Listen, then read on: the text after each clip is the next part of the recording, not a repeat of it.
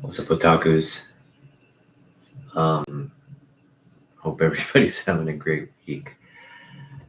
We had a long weekend, so happy Martin Luther King Jr.'s Day. Uh, yeah, I mean, there's not really much. I didn't pick up any books, and I think I'm gonna be in a mode where I'm not picking up books for a while. Um, and I'm just gonna. I mean, I first of all, I still love collecting. I still love my books. I still want to get books. There's a lot of books I want to get.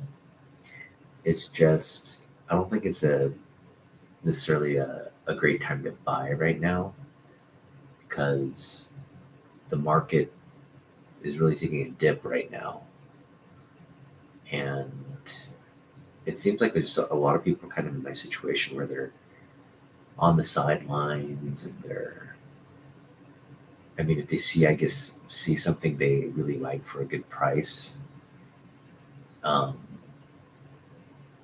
it may be an opportunity to buy. But yeah, if prices are just a little lower than what they normally are, um, that's not necessarily a signal to get the book. So I'm kind of in a holding position just to see what's up, Miss So. Thanks for joining again. I always appreciate you stopping by. But like I was saying, there's no real urgency to get anything right now. Even like hot books, you know, like things on the horizon in terms of like content. I think one of the big ones is like people are pretty excited about, you know, I think they announced the Mandalorian movie, so all things Mandalorian will probably pick up. No desire to get in on that bandwagon. Um, Echo just came out, so some Daredevil Kingpin stuff is kind of heating up again. Mm, Not really looking to expand my Daredevil collection. Thanks, Miss. Um, so yeah, I mean, I do have a bunch of books I want to buy, but they're not terribly expensive, and I'm not. I mean, if we're talking big books, I do think come September, I think it'll be a good opportunity to check out the prices on some of the, like maybe a giant size X-Men 1, an ASM 300, which is we've been wanting to have that book for a long time. I have a facsimile, but it just we want the original of that book in a newsstand, hopefully. I think it'd be a good time around November to look at that. Um, doesn't have to be a slab, it can be raw, but look at that for a reasonable price. What else? ASM number 3. That's always been personal grail of mine, first Doc Ock, and I do see it from time to time for like, you know, 1,000, like 1,200 to like $900 in that range for low grade. Um, so hopefully, like come September, some of the pricing on that will fall, and if I have money outside of my Jim Lee signing, if we have some bandwidth and budget to pick that up, that'd be something. Maybe just doing it, just pulling the trigger on it, because that is one of the big books. But then again, there's a lot of Neil Adams stuff. I still like high value Neil Adams stuff that I feel would probably warrant better. Yeah, I mean, we'll have to see. As great as that first Doc Ock is, I'm not a fan of the art. It's just the first appearance in history of that character, um, on that particular book. Um, Nothing against Ditko, but Ditko didn't really define the character with that art.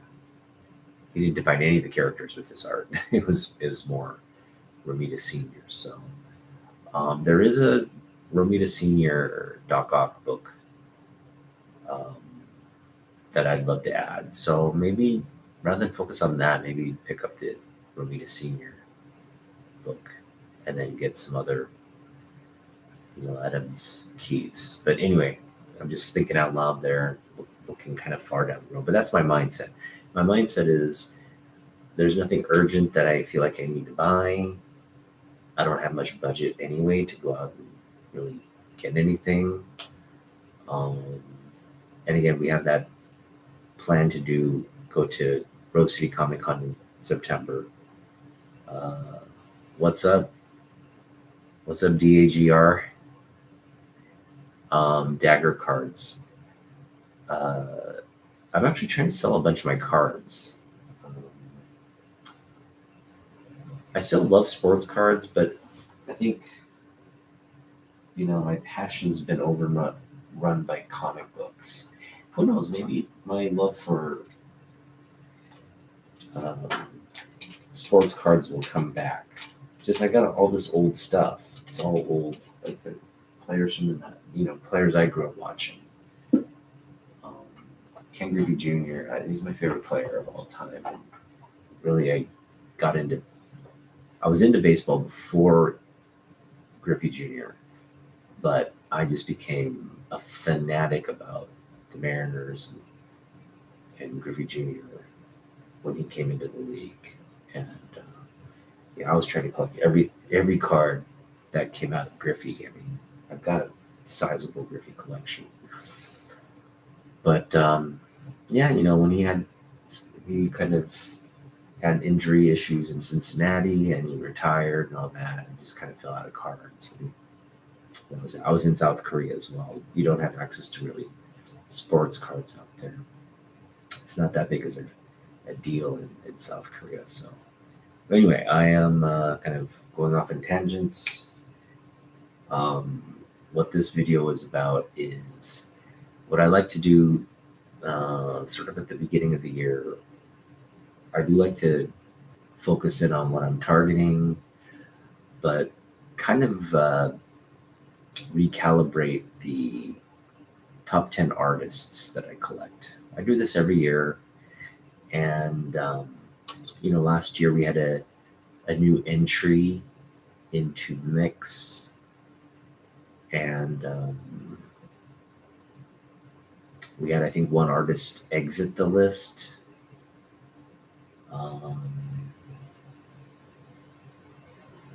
But I think this year's list there's a little bit of kind of shifting in the rankings and whatnot, but for the most part, it's pretty much the same. The list is the same. It's just you have some shifting in the rankings, and we'll go over that and kind of my reasoning for all of that. But all right, I just got a bunch of books here. We're gonna start with the. Let me see here. Oh yeah, and in this discovery of, or in this reveal of my 10 top artists, we're gonna also cover, the top runner-ups. So people didn't make the list, but they're still some of my favorite artists, and maybe they'll crack the list someday. We'll have to see. But for the most part,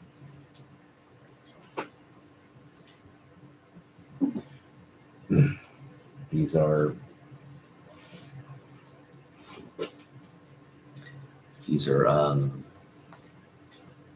people who I hold in high regard, artists I hold in high regard. Maybe we'll expand the list to start covering the top 20 artists or top 25 someday. I may do that later in the latter part of the year, just expand the list. But for now, I want to keep it top 10. And I'm just going to go over runner-ups, people who, again, could be on the list, but we can only reserve it for 10, right? So these are, I guess you'd say, 11 through 15 or 16, however many I'm going to show off. But we'll get to it. All right, so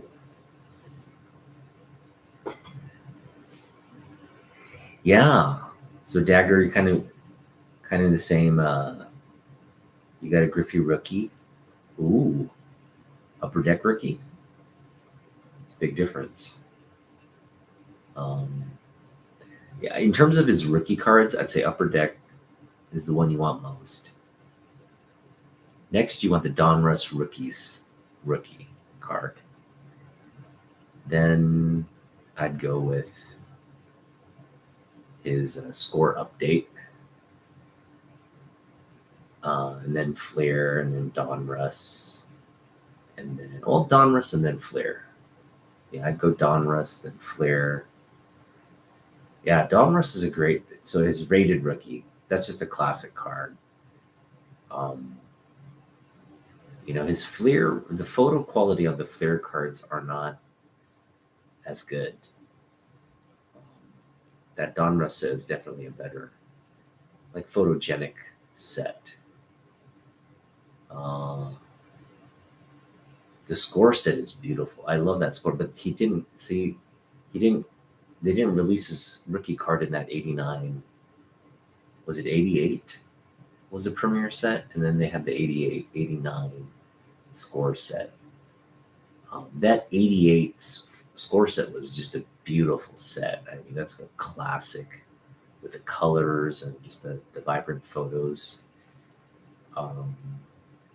That really elevated the card game, I felt like. And then you had Upper Deck come out the next year and really just blew everybody out of the water with the paper quality, the photo quality. Yeah, and then it just became this sort of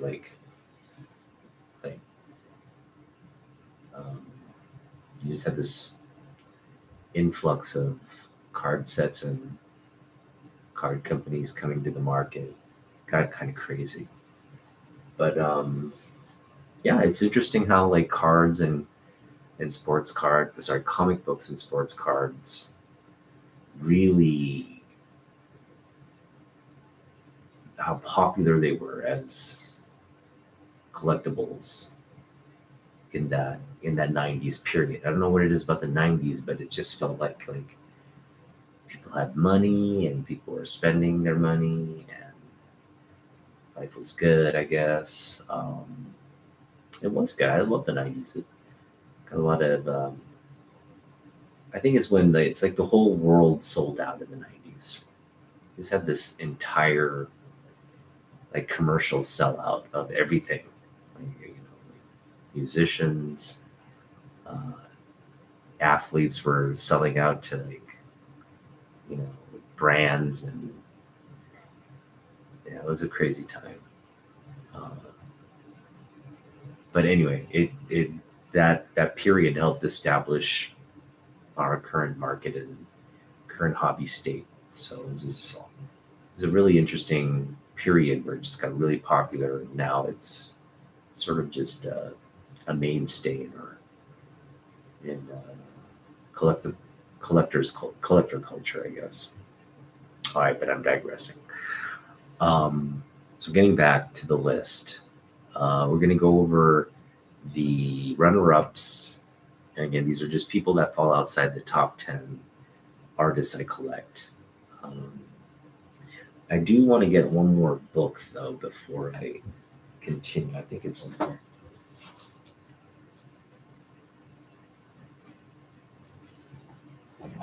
Okay, so we're going to go over people that didn't make the list, and I'm just going to kind of just go randomly. This isn't in any particular order.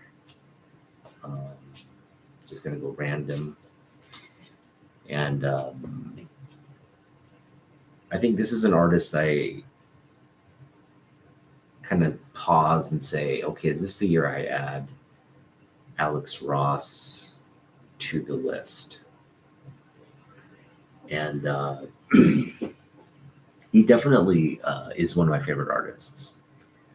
Um, but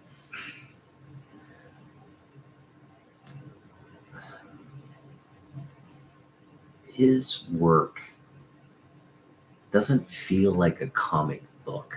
And I think a lot of people know where I'm going with this, right? Like this here, this does not feel like comic book art. It just feels like a portrait painting. Like it's just so detailed and like realistic. Um, Sometimes it's almost to its own detriment in terms of a comic book format. And don't get me wrong, Ross does some great paneling, and he definitely, his comic books are very readable. Um, they're comic books, right? Uh, and the art is incredible, but it just doesn't. It's not a comic book. I mean, I'm just used to like the sketch, the inking, and all that, and that kind of realm of.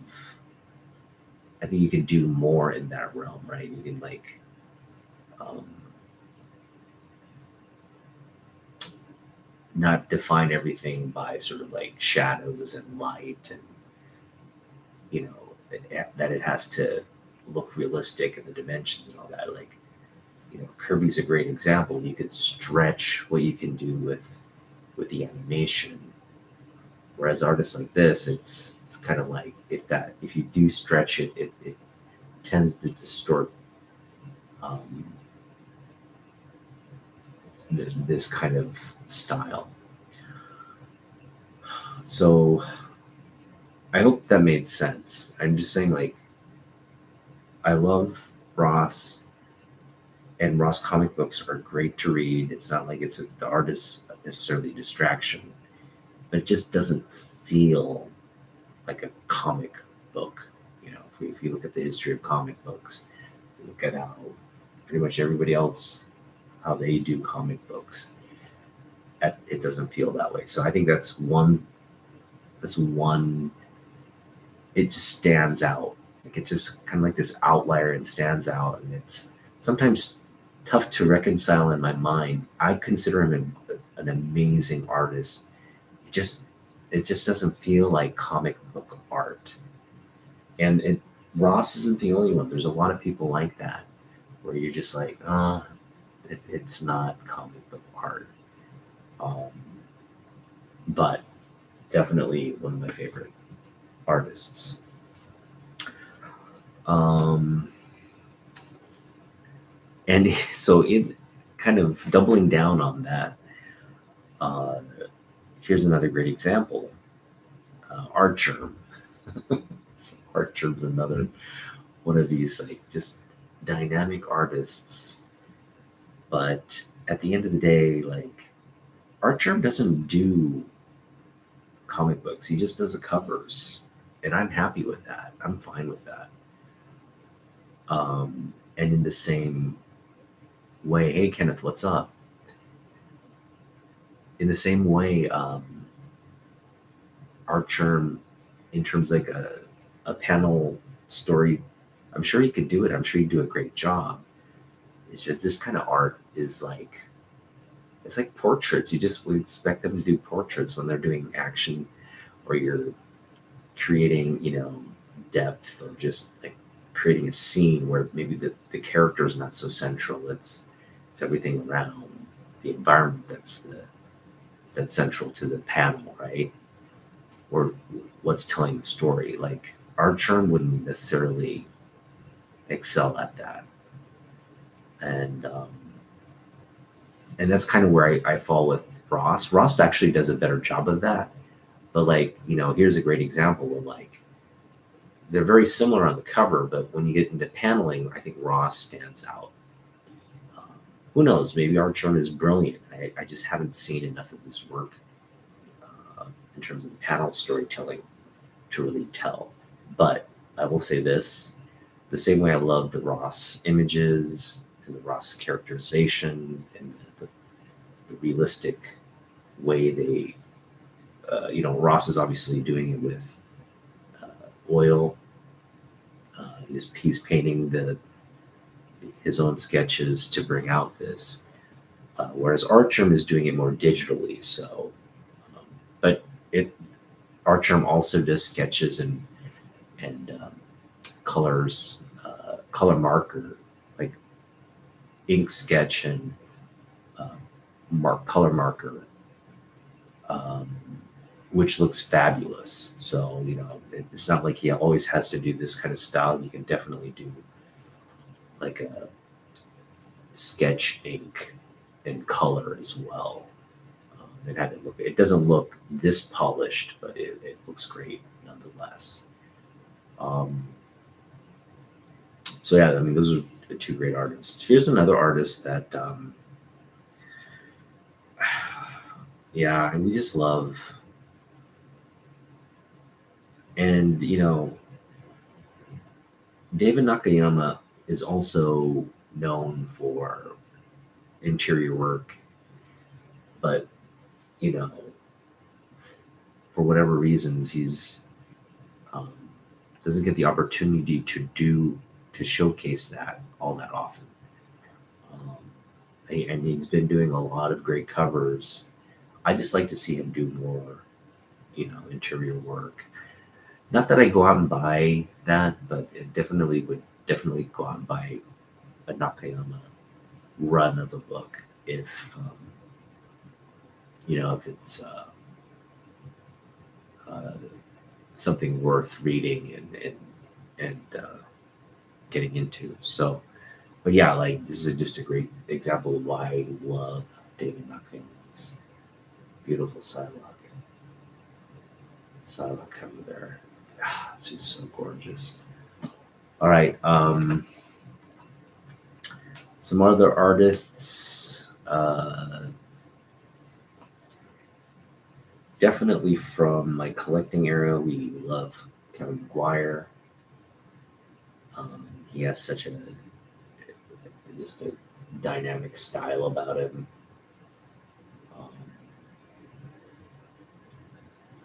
Yeah, I think any artist that you're going to see featured here has that distinct characteristic where you just like, you look at it and you're like, oh, okay, that's McGuire, that's Alex Ross. You just know. So yeah, I think if there are more opportunities to pick up more Kevin McGuire books, we'll do that. But for now, nothing urgent in terms of wanting to pick something up. All right, the next person from our sort of collecting era whom we love is John Romita Jr. And love his stuff on the X-Men. Really love his stuff on Daredevil. Loved his stuff on Daredevil, and I just think that the world he creates in Daredevil, that's his. It's his. He owns it. His Kingpin is just probably the best kind of rendering of Kingpin. Maybe I'm biased from my era, but yeah, I mean, his rendering of Kingpin is just spot on. Elektra, everybody really. Yeah, so love Romita Jr. I think people are being critical of his Spider-Man. I did read the first issue of his run on Spider-Man. I'm fine with the art. I think he's really come a long way since this, these days.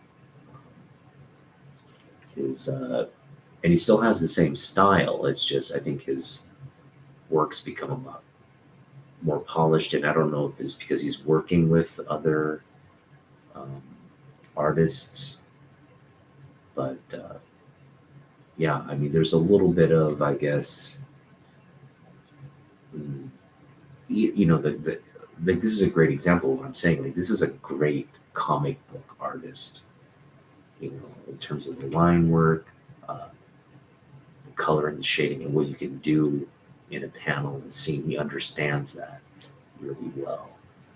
Um, and again, his style stayed the same, but I think just the industry, the paper quality, just the finish, the layout and the finish of every panel these days, just it's a lot more polished and a lot more focused on to the details. And um, I think some of the digital techniques are rendering these images um, as eloquently as they can be on the page. So I think that's where we're noticing just a real big uh, increase in terms of quality from a book like this to a modern book. But yeah, I read the first Spider-Man. I don't know what I haven't read enough to know why people are hating the new Romita Jr. run of Spider-Man, but I think he draws a great Spider-Man. That's just my personal opinion. And really, what you're looking for out of Romita Jr. is like how he's doing the villains, right? The villains are probably going to really look menacing and dynamic. So, um, yeah, let me know in the comments what the issue is. I don't know. Is it this part of the story that people are having issue with? Is it the artwork, or maybe a combination of both? But for whatever reasons, it's I don't know why people would be so down on Romita Jr. I love the guy. Um, the next book that we, or the next artist that I really, really like is Dustin Nguyen. Dustin Nguyen, we met him at Emerald City Comic Con. He's actually coming back this year as well for Emerald City. Um, we never got him on the show, even though he agreed to come on. I think just his schedule got busy. We were never able to really follow up and get him on. But um, this is another guy who, he uses sort of this like, um, it's like a watercolor style, um, but it's very etched in sketch and ink. Um, and I don't know if I don't know. I think he does his own. You know what I mean? Like there's not somebody who inks or colors for him. He does it himself. And again, it's just one of these unique, realistic, but at the same time, it's like you can tell it's just innovative. It's just its own thing, um, but beautifully rendered. Um, yeah, I don't know how he does it. It's amazing. But yeah, we love his art. Um, and he does have a range. He can do lots of different characters. But I think where he really has a lot of resonance is with Batman. Like the way he does Batman and the way he does characters in this universe just really stand out. And again, I think this cover here showcases how special of a talent he is. Kind of in a class of his own when you talk about this kind of style. I don't see it. Like there's so many other different styles that kind of like people pretty much overlap. You can see the overlap, or the techniques are pretty much the same and stuff. But the way he approaches it and the way it comes off on the page is just it's really, yeah, it's kind of unlike anything I've ever seen. So I think there's room for, I think, Dustin to advance. Um, as he does more kind of books, and um, maybe he'll do a run of Superman or something. But at some point, I think we're gonna sit down and go like, all right, let's start collecting this guy, and we'll probably see him advance up the list. All right, the next artist. This ends up being like a runner-up list. It's taken so long. This is a guy who I grew up worshiping him. I think when I first got into comic books, you know, Mark Silvestri obviously for me was the person on X-Men. He was my X-Men artist.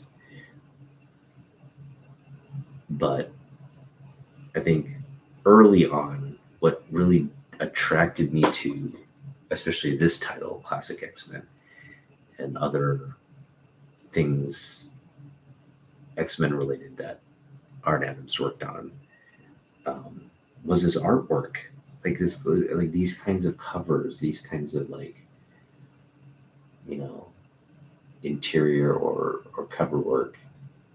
You look at something like this and you're like, dang, I wanna know what this universe is about. I want to know who these characters are. I want to open this book and read it. So,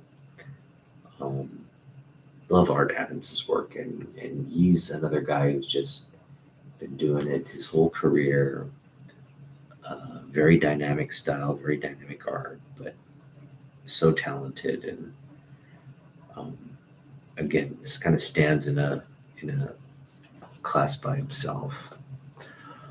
All right, so all these artists are really great. I'd say the only other artist I would focus on is Kurt Swan. Love Kurt Swan's work. And really, Kurt Swan is, I guess, technically in the top 10 of my favorite artists. I just hold him sort of in a class by himself. And the reason I really don't collect him is because there's just so much to collect, and there's his books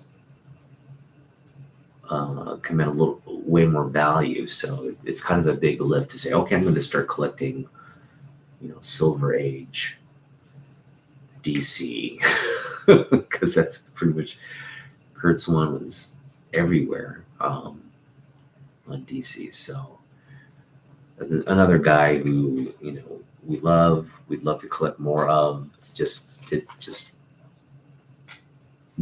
not enough there for us to warrant focusing on his books.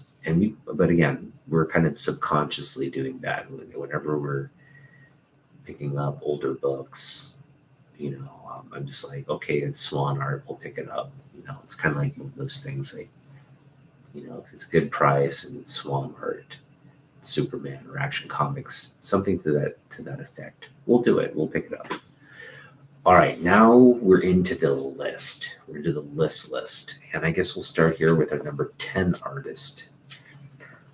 Our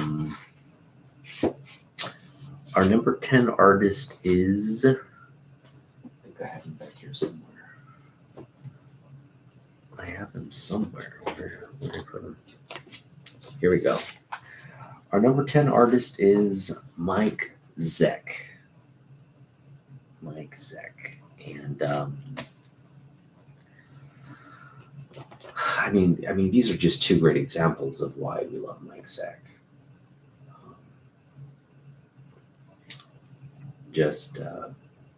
He was sort of the dynamic guy at Marvel, doing all the really incredible artwork, a lot of cover artwork. Yeah, and what's not to love? This guy gets it. He knows the assignment. and he's just, there's so much of Zek's influence in my collecting era. You know, you turn here, you turn there, it's like Zek artwork everywhere. So um, you've got to, I mean, anybody's again collecting in my era probably likes Zek. If they don't like Zek or for whatever reasons, they definitely have Zek books in their collection that are probably uh, prized books. Um, Maybe not particularly for the artwork in their minds, but um, for whatever key feat, you know, key details about the book. Um, but yeah, you know, Mike Zeck, again, he's another guy who where you see a great career. I don't think he's doing too much these days, but if we were to ever go, if he were to ever do a show, um, or do a signing, man, would we just, you know, I'd probably get both of these books signed. But there's so much I could get signed by Zach. Um, that would be a cool thing to get Mike Zek's signature on some stuff. All right, so yeah, Zek is number 10. Uh, number number 9, I'm gonna go with Peach Momoko. And this is a little bit of a drop for Peach, because she was at a point where she was like in my top 5, and don't get me wrong, it's not like this top 10 is so fluid. I don't want to make it seem like, oh, she's falling in the rankings. I don't consider everything I've said about her artwork on previous occasions still applies. I think she's still one of the brightest artists, contemporary, or I shouldn't say contemporary, just in terms of the next generation. She's just one of the most talented, flat out, yeah, unique artists. She really defined this style, and it's great to see that more and more artists are kind of mimicking and copying her. I think that's a great um, testament to like how great she is. People want to, adapt their what they've, what they've. Yeah, she's just basically creating a need for more of this kind of work because is what people are gravitating to, right? They're gravitating to this. And it's nice to see people copy and try to do it, but it's not, I mean, it just comes off as like an unpolished version of what she does. So again, I think that's testament to like how good she is. It's like you have all these people copying, but they can't necessarily surpass what she's doing. And so like yeah, I'm kind of, as I'm showing these artists off and showing off the books in our collection by these artists, these are the books that um, you know that stand out in terms of what I own in my collection. I'm going to showcase like books we'd want to get signed, and for me, I think these two right here would be great books to get signed. This one is just, I love this Poison Ivy cover there. It just looks so tortured right there. And then the other book is obviously this one here, the design variant. Yeah, I think so. she definitely has the more kind of like spazzy horror and like grotesque, gruesome like imagery that she can kind of sew together in a frame, the better I think her art is. When she's just relegated to maybe doing like a character or something without that that background that we find so dynamic. Although this is a pretty good, I just love that it's a design. It's simple, but there's so much detail in it. But like, you know what I mean? Like when you get her doing something like this with like just like you know, um, there's just all this like the hair, the things are just kind of falling out, and then it's just creating this like very congested and kind of anxiety. Like it creates this anxiety in the image that really, you know, can um, really effective for like a horrific image if that's what you're going for. If you're going for a horror image, all this kind of like the blood, the sort of like the dripping ooze, or maybe it's flower. I mean, she's got motifs on all these like flowers or insects or whatever she's drawing. Just creates this angst-ridden uh, effect, and I love it. Uh, but she did fall a couple notches to number 9. Um, and again, there's no real rhyme or reason to it. I think for me, we've been seeing like Peach Momoko, do covers like there's no tomorrow. She's like literally the busiest person on the planet, and all she does is covers. Like that's what keeps her busy. I just like to see her do more uh, panel work, interior work, storytelling with her artwork because she's brilliant at that as well. But like I said, she's not like she's kind of in the same realm as I mean, like so Ross, Peach Momoko, they can both tell stories through their panel, and Peach is excellent at it. And I've said on many occasions, Peach, what she does is not manga style or manga art. Okay, sure she's Japanese, so if you're going to do it in the strict sense that she's a Japanese artist, therefore she's technically a Japanese comic artist. In that sense, yeah, you could say she's a manga artist, but manga is really an industry in Japan. Okay, it's Japanese comic books, right?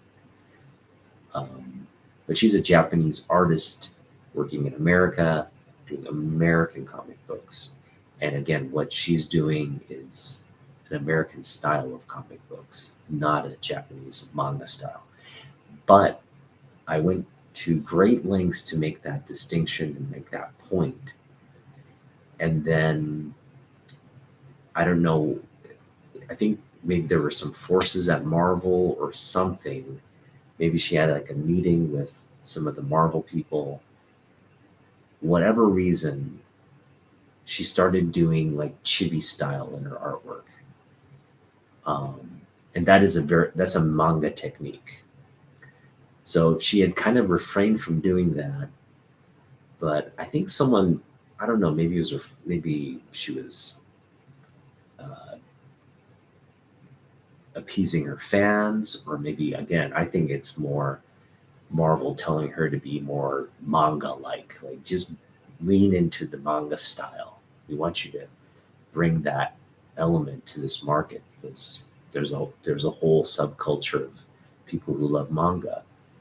Um, and that kind of disappointed me because I felt like they were typecasting her just based off her who she was in terms of her identity. Um, it's kind of like, I guess, if Mark Silvestri were to go to Japan, and let's say he kind of was making every attempt to do like manga style, like in the context of manga storytelling, the manga format. She's doing everything in his power to be a manga artist. It's kind of like at the end of the day, like, no, dude, just stick to American comics, do what you do. People will buy that. It's kind of it's that same dynamic. It's like she came here, she was doing an amazing job doing American comics, and again, she has a style that's completely her own. And I'm sure she can do manga style and do manga comic books in Japan if she were required to. But again, she was kind of refraining from doing that. Again, I don't see anything in her artwork that would tell me she's anything else. Anything would tell me she's a manga artist. Manga has a very distinct character feature and style, and her characters mimic and follow none of those rules. Okay, it's almost like a very unified style of drawing characters. You might have some differentiation here and there, but it's a very unified style, and Peach doesn't follow that model. But lately, she's been doing it. And again, I just see it as more catering to fans and maybe the market, maybe the publishers themselves.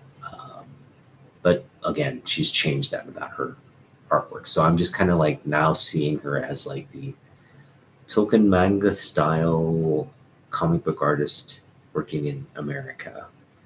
And that kind of commercial take, the fact that she's just doing this to kind of sell books and again, she has fans, she has a big market, and people want to read and buy her stuff. But I feel like she's losing that edge of being innovative and unique. And again, she's getting kind of pigeonholed and kind of typecast into doing a certain style that's not her forte. But we'll see. I almost want her to just like go to Japan and start doing manga, like just doing manga books, because I think, as strict as Japanese manga in terms of the format and the kind of stories you want to take, I think she could do a lot of innovation in that industry. Really creating like a manga style of comic books that speak to her art form. Break all those conventional, like, paneling and wording, like she could do just so much in that space. But I feel like here in America, I think she loved sort of the freedom of doing these American comic books. And then at some point they're like, hey, you know what? We want you to lean into your culture and identity. And again, when she started introducing the chibi characters, it's like, God, this is so lame. Just a waste of her talent and time, if you ask me. But nonetheless, we still love her artwork. Just don't want her to get into these like, these get stuck drawing like chibi characters. God, please don't. There should be. I feel like if I could just be her publisher editor, I'd just be like, stop with this shit. Like, don't. This is not why people like you. But then again, maybe I'm in the minority. Maybe that is why people like her. But it's just sad to see like her do that, because she didn't used to do it, but now she's doing like comic conventions, and she's doing those little remarks with the chibi characters. People love it. Oh, here's a little chibi, like Scarlet Witch or chibi, uh, Wolverine or something. It's just come on. But anyway, for whatever reasons, she's kind of dropped on the list. But um, I anticipate she's going to come back. She's going to come back. So this year, we're kind of dropping her, and we're going to go with number 8 on the list now. And this guy, I talk about him all the freaking time, and that is Mark Silvestri. So this is Mark Silvestri's cover on Spawn. Spawn 25. Beautiful cover there. But you know him for things like this. And then this is actually, if Silvestri were to do a signing or whatever, this is probably the book we want to get signed. Just love this cover. Such a classic cover. I'm Gen X, so I kind of love this book. I think it represents me obviously during my collecting era. Yeah, I mean, what more can you say about Silvestri? Guy's a frickin' Hall of Famer, legendary artist. Worked on the X-Men, Wolverine. He's working on Batman these days. I mean, you name it, he's done it. Just again, one of the original creators. We got another book here. Didn't get a chance to show it off. Where is it? It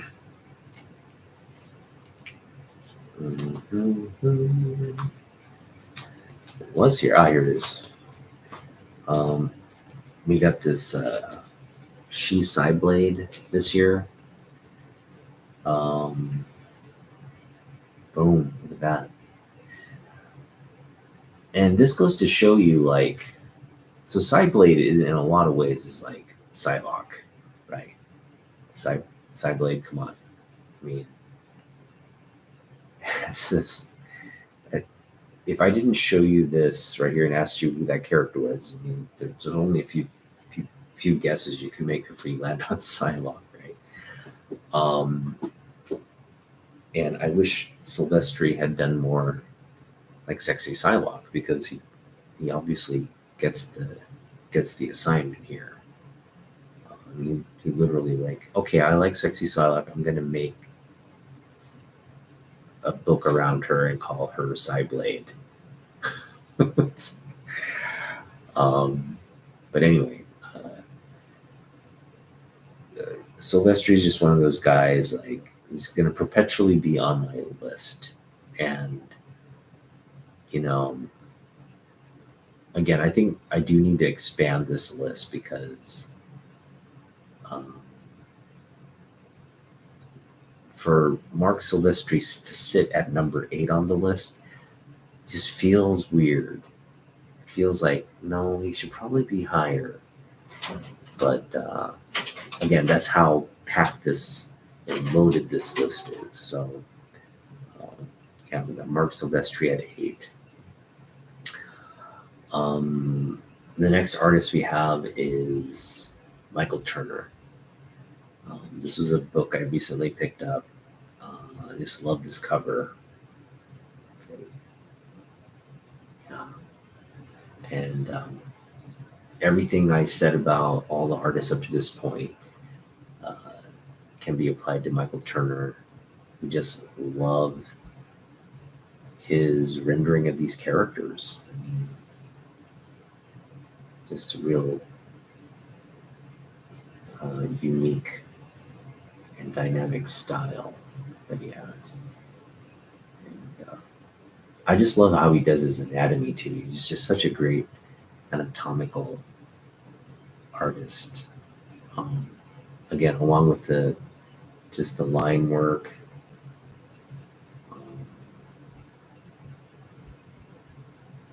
his characters are just so beautiful to look at. And it really is like a mesmerizing. I think that for me, that's what kind of everybody on this list here. I think some of the criteria, like everybody does a great job drawing and doing their thing. But at the end of the day, when you look at an image, it has to have that sort of mesmerizing effect, like whoa, kind of like a double take, like whoa, and just real focusing in on what you're looking at. I think the more that an artist brings that out in you, or at least for me, the more an artist brings that out in me, um, the more I think tend to um,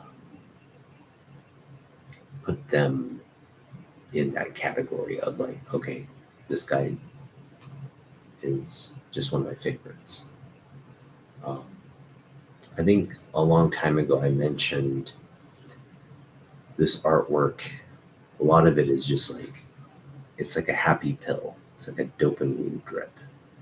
So I kind of, what I'm referring to with that mesmerizing aspect is, again, that dopamine drip. So you're looking at it, you're staring at it, and it's at the same time kind of just like, making you feel good and making you happy.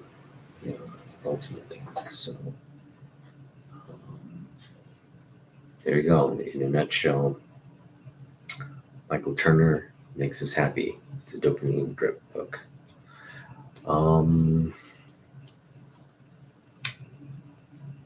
Yeah, that's that book.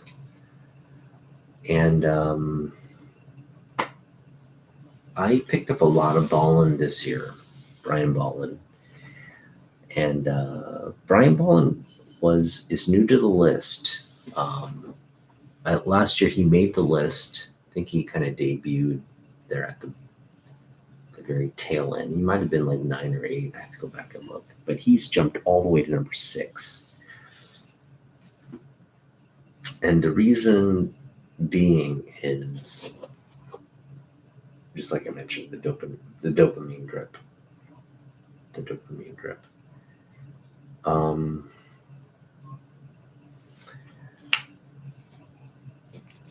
You can see both guys have that quality about them. It's just like, whoa, very unique style, unique take on these characters.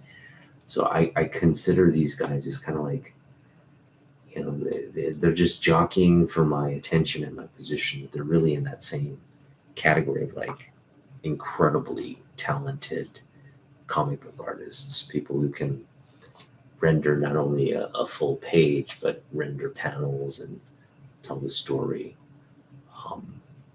kind of set the tone, set the mood. It just really you can kind of really see the emotions, almost see the thought processes of the characters as they're standing there.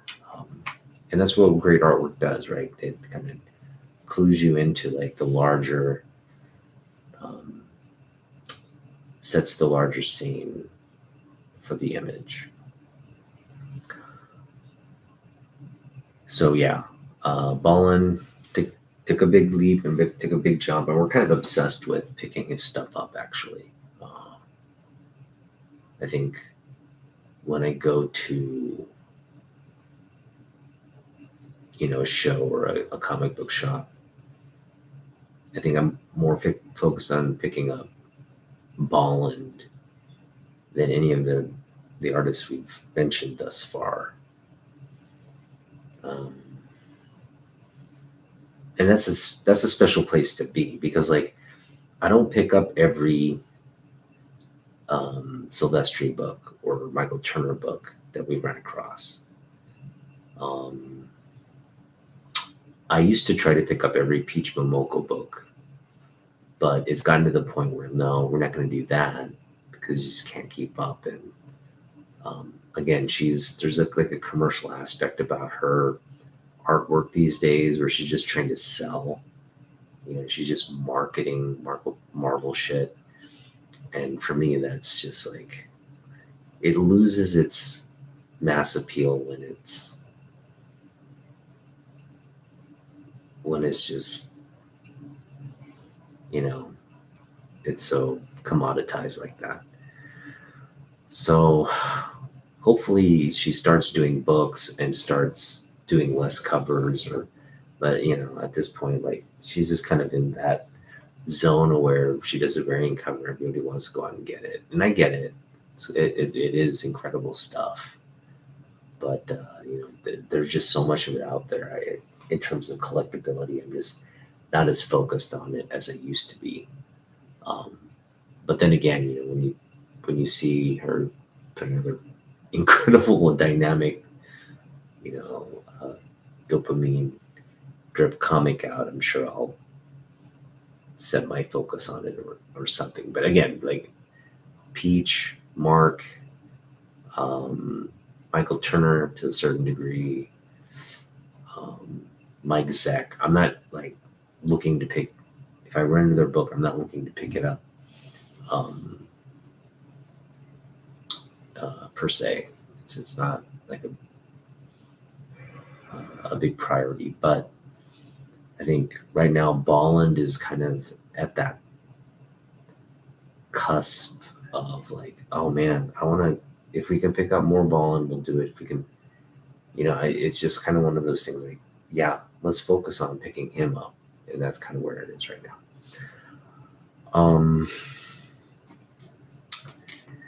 The next artist, so number 5 on the list is George Perez. And obviously George Perez is no longer with us, but if he were doing a signing, this is the book I would take to him to get signed. Just love this cover on Wonder Woman. And yeah, we love George Perez. Again, Perez is comic book era, really such a masterful artist. He created so many comic book memories for an entire generation. And, his work on New Teen Titans, Crisis on Infinite Earths, I mean, these are just like some of the best stuff to come out of DC, just classic legendary stuff, really took comic books to new heights with what it could do in terms of that mini series. But his panels are just, panel work is absolutely groundbreaking. Groundbreaking is a great way to put it. So many people now, artists, look at Perez and are like, that's, we set a standard and everybody's has to kind of live up or live to that standard now, work to that standard. And so, yeah, we love him. And he's 5 on the list. 4 on the list is another artist. We lost him this year, and that's of course Romita Sr.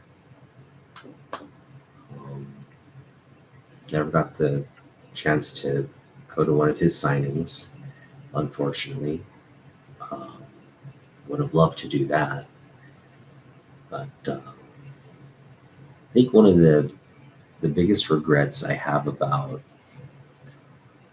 falling out of comic books and getting back into them late in the game is, for those who continued to collect comic books because I was in South Korea.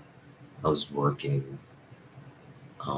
But had I stayed here and had I continued to collect and gotten into this culture of like, oh, let's go get signatures, let's meet those artists, let's collect these books, get them signed. If I had gotten into stayed with it and evolved as the hobby evolved and as the comic book convention,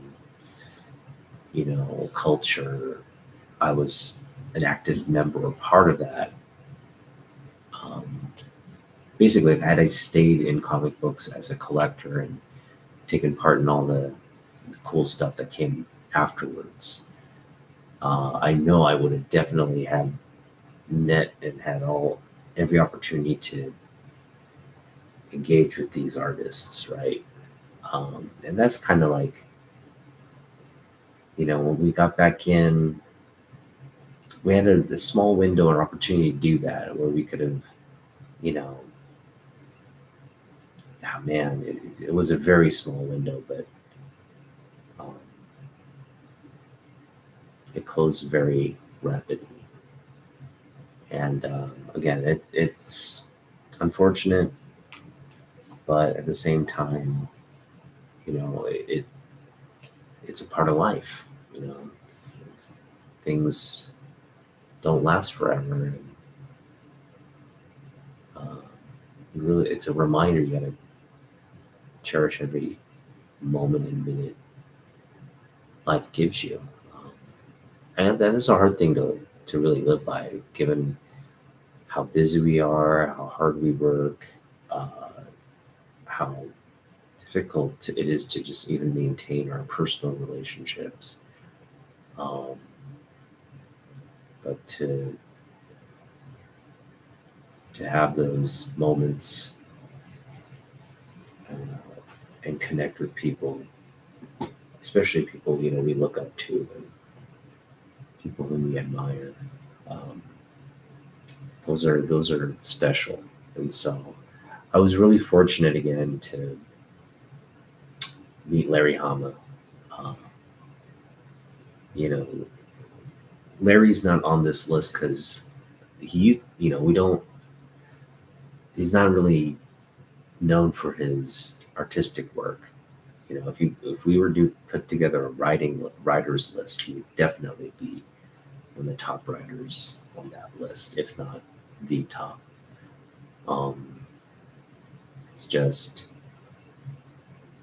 yeah, he's just one of our favorite creators, um, if not the best creator. I did have him on this list. I think he was 5 on the list previously. Um, but that was, again, just like because he's such a sentimental favorite. It had nothing to do with his artwork or the breadth of his artistic ability and work. It was just really, I just love the guy. So, but anyway, we had an opportunity to meet him, not really hang out with him, but talk to him a little bit.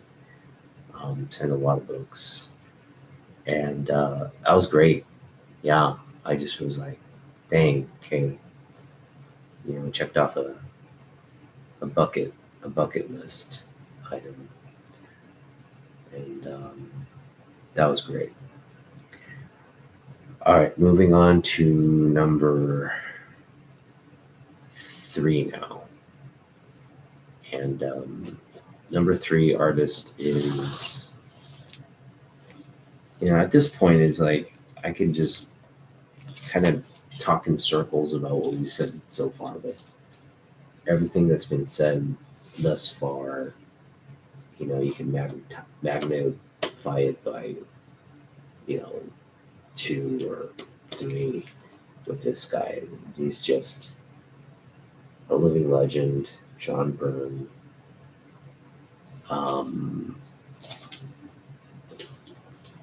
He's your prototypical comic book artist. I mean, if you were to just define or isolate a guy who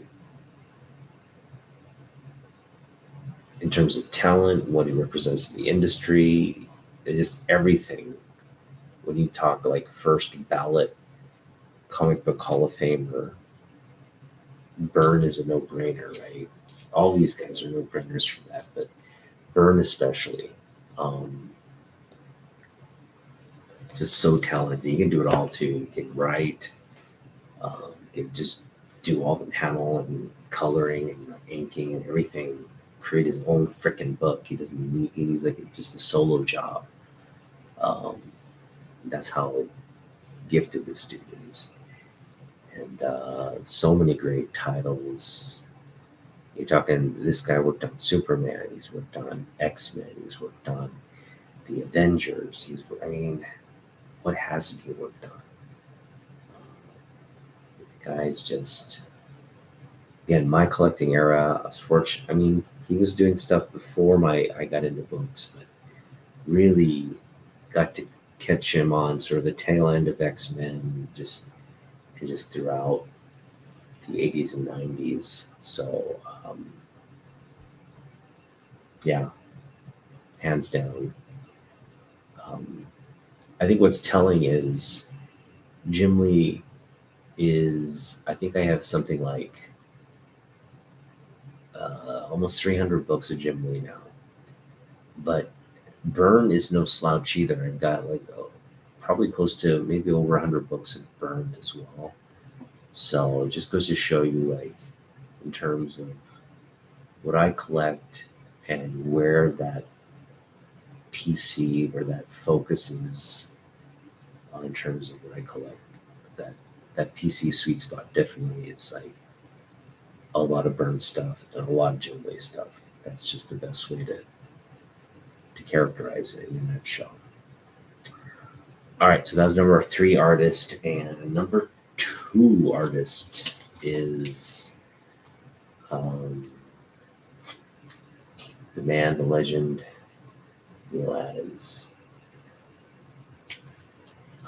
Neil Adams. Another example of, yeah, I mean, if we were to have met Neil Adams, I don't think I personally would want this book signed by him. But I know, knowing what I know in terms of, like, he doesn't really like this cover. He doesn't particularly like this image because of what they altered. And I can understand, like, you do a lot of Superman and everybody says, wow, this is the definitive Superman book by Neil Adams. And he doesn't agree or think so. But that's kind of the consensus. I could see as an artist why that would, not sit well with you. Like when you're saying, no, this should be my favorite. This should be what audiences like about my work. And when that doesn't happen, I can see the frustration. But yeah, we would have loved got that signed. I think another book I might have gotten signed is the 419. But we would have wanted a Superman book signed by Neil. Fortunately, I do have an Action Comics signed by him now, so I mean that I had to go and purchase. But again, if we had that opportunity to really meet him, engage him, and do that, man, what an honor it would have been to have him sign a Superman book, and just chat with the dude. That would have been freaking sweet. And for all of you, so that's the thing, like, there's a lot of people that had the fortune of doing that because they continued to collect, because they, didn't get back into it like I did. They just stayed with the hobby and had all those opportunities over the years to see him at a con and do that. So, I do envy those people who had that opportunity. And yeah, it's just goes to show you his impact on the hobby and everything. And of course, number 1, no surprise here, it's Jim Lee. I think excuse me, I was tired, didn't get much sleep last night. For those of you following me, my last video, I kind of went over the fact that we're preparing to get books signed. I think I'm going to end up doing like a 5 or 6. I think it's a 6 book. No, we're doing how many books? I think it's 5 books. We're going to try to get as many books signed as possible. If that package, there's like I guess a $500 package that gets you 5 books signed, some signed prints and whatnot. We'll get that package, or we'll get multiple, like maybe 3 book packages or something. But we want to get a lot of books signed. And I put out a video of kind of like highlighting what we were able to make kind of come to a consensus on, in terms of these are the books we're going to take. So we landed on this one as well. I want Jim, because I have 1,000 signed. We have a foil edition, exclusive San Diego Comic-Con foil edition of that signed. So I think as good, like just bookmarks, 1,001. And again, we want to sign Jim Lee, Prez of DC Comics, with the DC Bullet logo. And the reason I want this Loot Crate edition signed is it has this special COA attached to it, where you have a Jim Lee image, first of all. And you also have his signature there, albeit it's a facsimile signature. Yeah, and that would just be a cool, this is polybag, so we're taking out the polybag, having him sign it, and then putting the COA with the signed book. Maybe put in a top load or something, but just have it there. Yeah.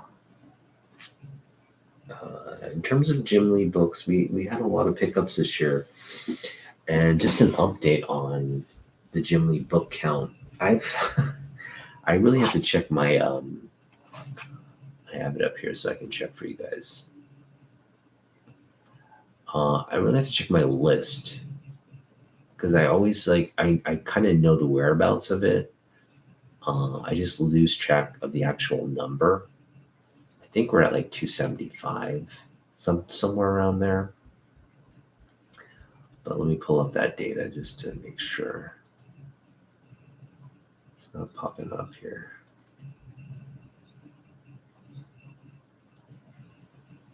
There we go. All right, so Jim Lee. Let's take a look here.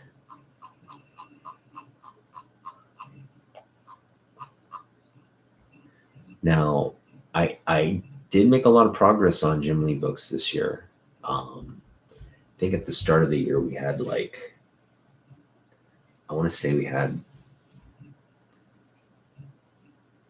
maybe a little over 200, and we're able to add maybe, I want to say almost 70 books this year. So that's pretty good. But again, there's room for, so we're at 281. 281, yeah. So I picked about, I want to say I picked up about 80 books, 80 Jim Lee books this year, which isn't bad, It's pretty good, I guess, focused progress.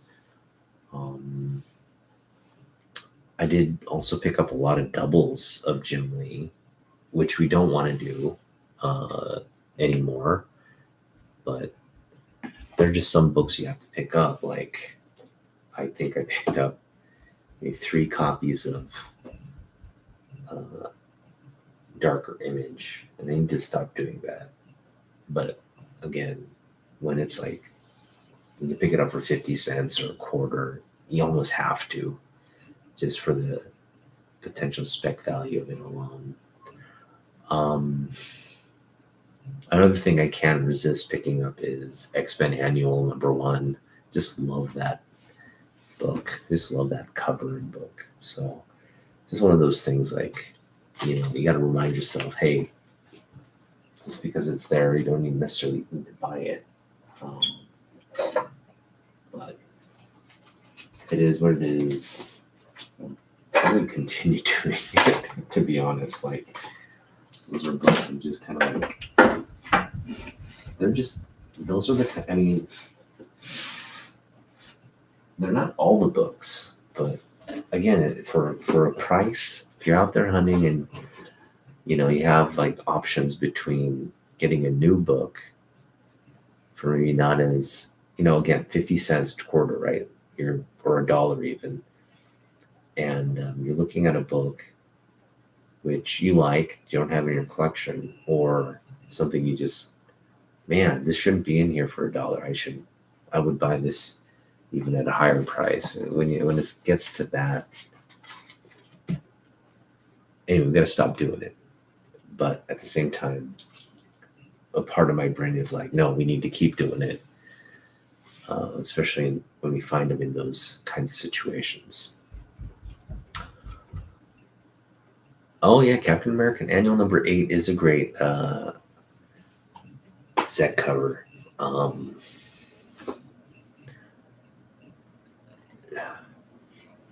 The thing about my Zek, okay, is we love Zek, but there are, again, a lot of classic great covers, and then there are some covers where just like, you kind of dialed it in, you didn't, and I get it. You see that with Peach these days. Peach is just dialing it in. She's not like, she basically is like, hey, can you do like 30 variant covers this month? And she just says, yeah, sure. And she gets up in the morning and does her little thing. And sometimes when she has time, this is just all speculation. I have no grounds or basis for it. This is I think how I would approach it, or how any human would approach it. But like, you get up in the morning, you've got some deadlines, you got to work, right? So if you don't have shit to do during the day, you're probably just going to put a lot of effort and time and meticulously focus on everything. And voila, out comes like a beautiful book. And then in those instances where like, shit, I have to meet my friends. I actually have plans today. So you know what? Let's just try to finish this up in 20 minutes. And okay, this is like Captain Marvel or some cover art we're gonna do for that, and boom. So you have sort of this just good days and bad days, and yeah, it's hit and miss. So Zek, you definitely see some good days, bad days stuff with Zek. You see with Peach, but you don't oftentimes see that with Jim Lee or John Byrne. Because I think Jim Lee's at a place where like, when he chooses to do something and commit to doing something, it's not like he's doing it in a place where like, hey, I have to get these done, to get paid kind of thing. He can just be like, oh, are we doing a run? Okay, let me dedicate time to it and do it. So you get that quality, that professional quality. And Byrne, same thing. Byrne's just been working, he works probably really fast too. So that helps, obviously. But yeah, these guys don't kind of overstretch themselves. Hence, you just get really consistency in terms of quality. But every artist is or can be guilty of it. It's just one of those things, if you have bandwidth to do what you're doing and put some quality effort into it, fine. When you don't, you're going to rush and you're just going to kind of compromise. And, we saw it with some of Neil's work. We saw it with some of everybody really in the industry. No one's really immune to it. But I think if everybody obviously wants to put out their best work on everything, but if you're aware that uh, that could, like, that, your work could suffer quality if you're not careful about how you manage that. um, I think a lot of people can fall into that trap.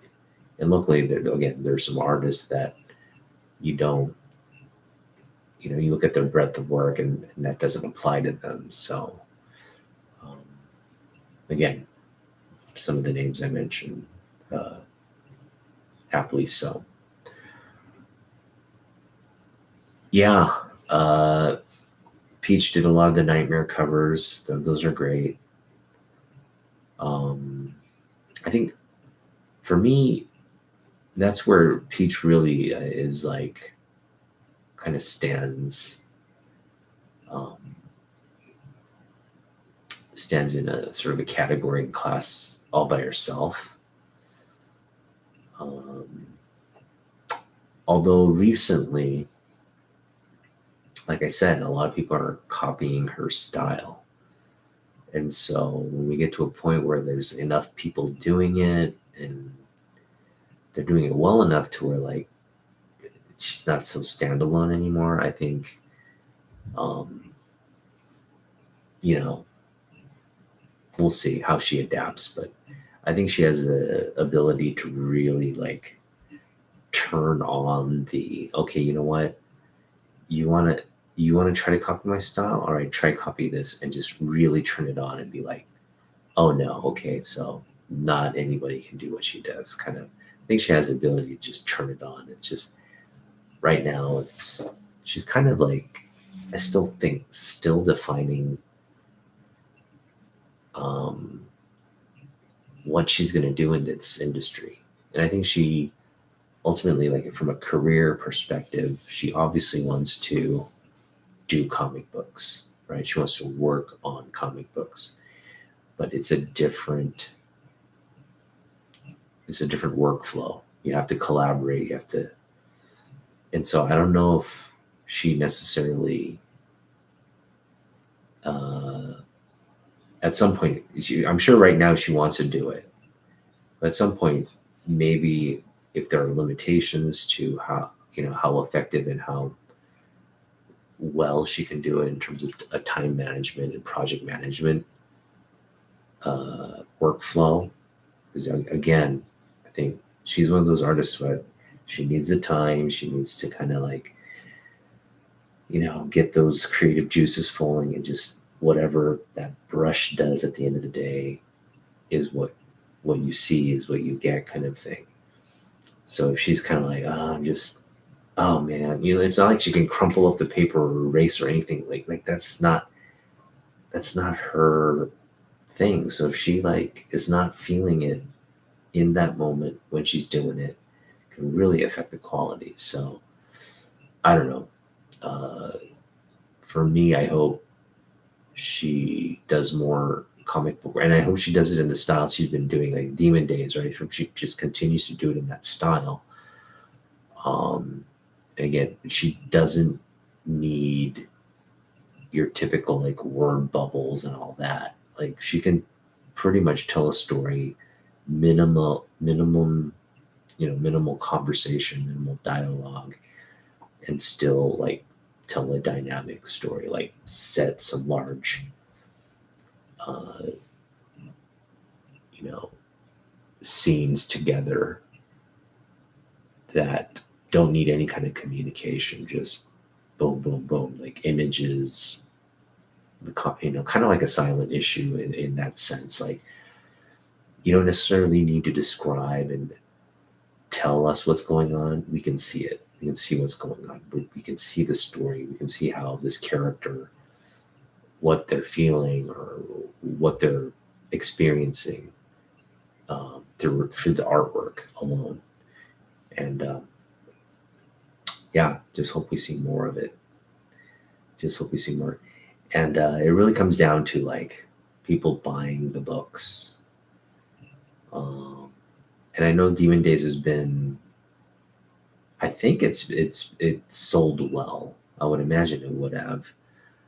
But we'll have to see how, like, again, the universe, her creation of these characters and the universe that she's built, how, how that's going to progress in Marvel and beyond. And we're really talking about, like, does her work, does this universe that she creates, does it have a life in maybe animation or maybe in a movie production? We just don't know yet at this point, but I hope she can get there. I hope, what she's doing now are just building blocks to more comic book work, more content, and a larger viewership, a larger fanship that can lead to different projects. The other thing I really wanted to talk about, I'm kind of tired of talking about CGC, the shitstorm that CGC is still not addressing, really. They haven't adequately addressed it, in my opinion. Putting out a list of 300 books off of what one or two scammers did is not fixing anything. All it's done is it's cast a shadow of doubt on everything else they've ever created. Again, the certain numbers have to at least share whether it's been reholdered or not. Like, what you're looking at is not a reholdered book. When you look up the cert data, it's got to say, okay, book was first graded on this date, it was reholdered on this date, it was reholdered again on this date, it was reholdered again on this date. If we see that kind of transparency and data in the information, then I will feel confident of whether to either buy that book or not. And fortunately, none of my CGC slabs are that, because I've never bought a CGC on the secondary market. I've always submitted my own books. Every grade I have is from my own collection, and I prefer it that way. I just never saw the value in paying 10 times, 11 times for literally just like a book in a case and someone saying it's the grade when you can really kind of do grading on your own, right? So I never saw the value in, like, CGC saying, hey, this is a 9.8, so hey, you know what? I'm going to pay, I'm going to pay everything. I'm going to, take out a loan to buy that book. I just never saw any value in doing that. So anyway, long story short, CGC is still a shitstorm. People telling you anything less, if a seller is saying, oh, you know what, like, they did this and it looks like we can move on now, and I'm a trusted seller, you could buy from me, all my stuff, all my inventory checks out, nothing's on the list. Like I just said, it doesn't matter if your shit's on the list or not, your books are still questionable. But the thing I want to talk about was Jim Lee. Recently, there was news that Marvel, and apparently this was right around the time when Jim was, I think, being considered for the top spot at DC, which was, around, again, the middle of last year, right? And but I think details came out where Marvel offered him a role to work on the X-Men book, like come back, work with, I think, Claremont on a new X-Men title. And it was just sort of like this friendly gesture, because they knew he was working at DC. It's not like, they knew he wasn't going to leave that position to come and work full time or just get, become an executive at Marvel. Um, I'm sure that's a possibility as well, but that wasn't um, the parameters of the offer. The parameters is simply like, hey, look, come here, come back as a creator. We'd love to have you, because I think they're doing some kind of, milestone anniversary of the X-Men 1. It's coming up soon, right? Maybe it's the 25th anniversary this year, right? Of that, or not 25th. It's just one of those like milestone years where they celebrate it. But to do a new run on X-Men, just like get a new story out there within the dynamic Jim Lee art style. I think again, if they could pair him up with like um, Chris Claremont, that'd be great. But there's a lot of great artists or writers right now um, working on X-Men. So, maybe they pair him up with the current X-Men writers. But for whatever the project be, it was the whole point was that Marvel was going to bring Jim Lee back, and Jim Lee was going to work on X-Men again. So I guess depending on how you look at it, fortunately or unfortunately, that didn't happen. Okay, and I don't know how much meat there is to that rumor or story, and how far or how seriously Jim Lee considered it, but I don't see that as a possibility. And in the current moment, in the current state, I don't think Jim Lee would shirk his responsibilities at DC to do anything with the competition, right?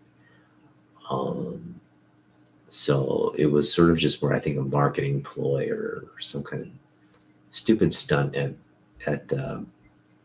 Marvel to generate some buzz or PR for X-Men.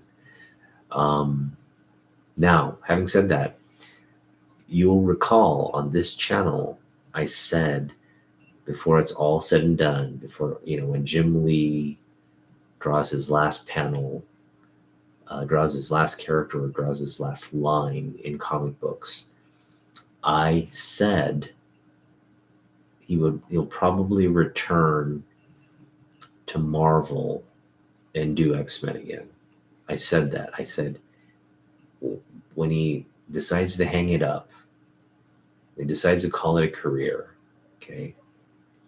Now, so even before he does that, I'm saying at some point, not anytime now, but when he kind of leaves the board of DC or leaves his responsibilities at DC, and he's just kind of in this limbo of like, I can do whatever the hell I want, right? I'm just gonna like take it easy. Maybe he's still sitting on the board of Marvel or DC, or maybe he gets an offer to join the board of Marvel. Whatever that future state holds, I just said before it's all said and done, he will do another X-Men book. But how poetic would it be if he actually be really poetic if he worked on the Punisher War Journal as this like final bon voyage farewell, into the sunset work at Marvel. But anyway, this is all conjecture, but I think he definitely would come back to Marvel and do X-Men. That's definitely there before everything's said and done. But the real question is, what will be his last work? Like, he will approach that thoughtfully, like, okay, this is going to be the last thing I do in comic books. Maybe it's a cover. Maybe it's a run. Whatever that is. It's fun to think about what would be best suited for that. Like, what would be like the real like, yeah, that makes sense to walk out, or or go out on that note. And that's a book we definitely want, for damn sure. Yeah, I think he will come back to X-Men. It just, the forces that be, he, if you ask me, this is, I think if he's very smart, what he'll do is like, hey, look, I'll come back to X-Men. First and foremost, if you pay me for the royalties for all the artwork that you published when I was, after my departure. So, I mean, they published a shitload of his work, didn't give him any, there's no revenue sharing or anything. Like, they just basically sold comic books using his image, his characters, and all that for years. And they'll continue to do today. Even this whole freaking story about, Jim Lee might come back to the X-Men thing. They're literally using his name to market their shit still. And so, and I'm sure if Jim's not happy about it. So I can see him being like, look, I want to come and I want to come back to you guys, do an X-Men book. But we got to talk about compensation. We got to talk about stuff like this. I really want back royalties on all the shit that you marketed and sold. And that royalty or that amount might not be really what it's actually worth, but it's probably going to be substantial, right? So I don't see how Marvel would say no to that, to be like, shit, yeah, you're going to do another book with us? Fuck yeah, we'll pay you whatever those royalties you feel like you deserve. And that's it. They'll go back and he'll do an X-Men book. David Aja, is he Korean? Is he like a contemporary artist? Who's David Aja? I'm looking him up.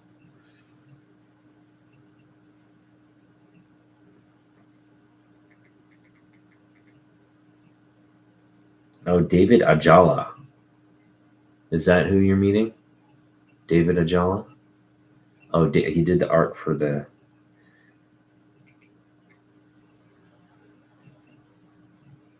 Oh. Yeah, I got to see his work for Hawkeye. So I'm just looking at his Scarlet, black, white, and red stuff. It looks great.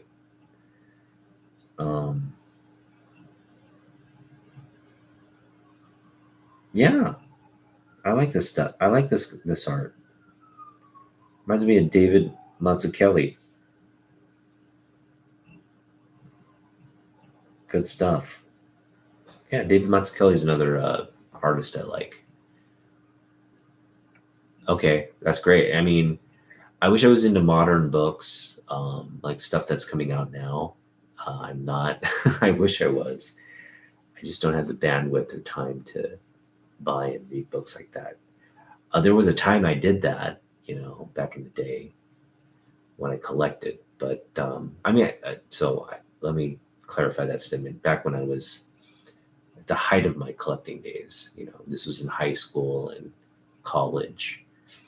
But when I stepped away from collecting, I just cold turkey didn't buy or do anything. And so when I got back into collecting, it wasn't to get into the modern books and all that. I kind of went through that phase, and as fun as that is in that moment, it's just you kind of don't fall back into that. Maybe I should. Maybe at some point I will, because I know the book, the storytelling, the book quality, everything about books these days the stories are longer. You have more content to deal with, and the quality is a lot better. Story, art, everything.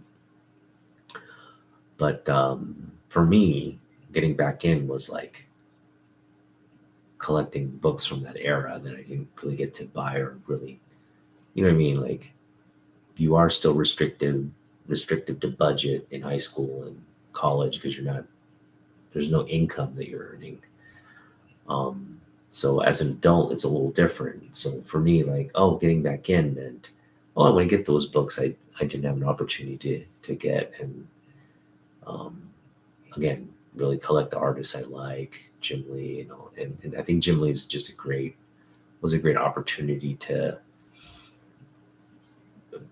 have it be the focal point of my collection. Because again, it's what I grew up reading. I mean, I was reading comic books, and then here comes Jim Lee, and then boom, that was like late 80s and 90s. That's pretty much what carried me. Jim Lee and comic books, that era of collecting. So yeah, focusing on Jim Lee, who's been consistently putting out work. His older work is what I remember collecting, and then a lot of his modern stuff is the stuff I'm kind of rediscovering and enjoying now. So, yeah.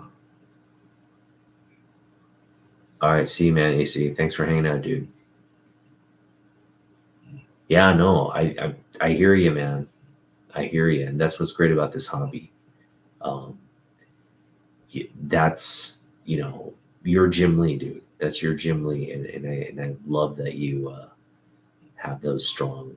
And I'm looking at the guy's artwork. He is definitely talented, and um, Hawkeye looks like a great. That looks like a great book. A little gritty, right? Um, it's kind of street level character. Love it. So, thanks for hanging out, dude. All right. So yeah, going back to like my thoughts on how Jim Lee might retire, I think it's very well within the realms, and we got to talk about Jim Lee's retirement because the dude's 60. I don't think people realize he's turning 60 soon, or he's gonna yeah he's close to 60. I don't want to say he's 60. I think he's like in his 60s. Might be a little older than 60. So he's there, and that's a crazy thing. He's in his 60s and he's still signing books, and he's still putting out comic books and running a company, a publishing company. They're really a licensing company, right? DC's in the business of licensing their content. So the fact that he's still doing that is very impressive. And all those guys, Silvestri, McFarlane, all these guys are still. McFarlane, not so much. He's not putting out as much books as he could, as he should. Silvestri's still kind of doing it on special projects.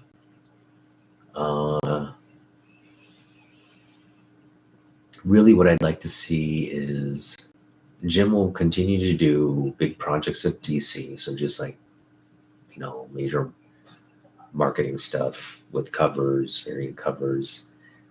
He'll probably continue to do big books, like a run on Superman. I think at some point is going to have to be on the table as we build up to Superman Legacy, or the Superman Legacy era of the DCU. You just have to. I don't see how you could be the head of a company and just not bring that talent to the little core of your business, right? The comic book aspect of the business during that critical, marketing and promotional period. You have to do something, and I think doing a run on Superman would be a great way to like do that parallel marketing that the movie would need. So I think we're going to see Jim Lee Superman at some point this year, maybe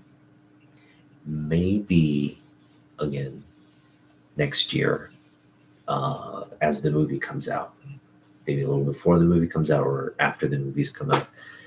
but we'll see that kind of parallel promotion happening, and I'm sure Jim Lee's going to be involved. Maybe it's just from a strict cover perspective. I think that's the easiest lift for him. But what fans would love to see is a nice 10, 11, 12 issue run on the continuity stuff. So keeping our fingers crossed for that. All right. What else? Talked CDC a little bit. We talked Jim Lee. DCU stuff. Yeah. I mean, I continue to harp on DCU stuff, but we're getting a little bit more transparency on. First of all, let me just start by saying I have a lot of theories on Dunn's project, Superman Legacy. I have a lot of theories. When it was first announced, Dunn was doing this, and they announced it's going to be called Superman Legacy. There were no details around it, but I said, "Hey, this is a great project, but really, what Superman fans want to see is just a modern retelling of Reeves' Superman." Okay, and the reason I say Reeves' Superman is because that the John Williams soundtrack, the Reeves characterization of Superman, Lex Luthor, Gene Hackman, Lex Luthor, Lois Lane, Jimmy Olsen, Perry White. I don't think we need to see a General Zod, so I'm just going to leave Zod out of it. Zod was just sort of this he's sort of like a minor character in the original movie who comes back in the sequel as a major villain. But we don't have to see Zod in this, but we want to see Jor-El, we want to see Lara, right? We want to see Lana Lang. We want to see this universe. We want to see Smallville. We want to see that Reeves Superman version.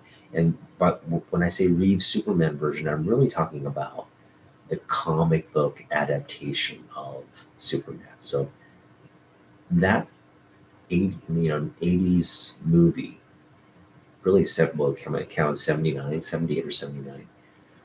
That 1979 movie was a tribute to the history of Superman up to that point. It was like, look, Superman's American culture, it's Americana, and we're going to pay tribute to that in this movie. And you go back and watch that movie, it has some of the jankiest special effects you'll ever see, but it works. I love it. Okay. I love the modeling and that, the how lo-fi that those special effects were. That's what I love about that movie. That was brilliant movie making. But the acting, the soundtrack, the romance between Christopher Reeve and oh man, her name is escaping me.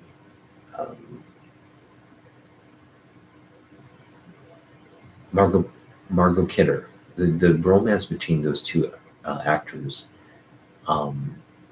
is just absolutely magical and dynamic.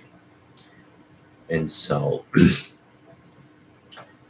bring that feeling, that essence, everything that movie did well, everything that movie represented, make that the foundation of what you're going to create in the DCU. Okay. and I'll be happy. I don't give a shit if other people hate it, if the new generation hates it or whatever. Just make me happy with the DCU. And I think if you do that, if you make me happy, you'll have people buy in, because that's a thoughtful way to approach this. You're basically your IPO. You know, I mean, not IPO, it's your IP. You basically, it's Superman's your IP.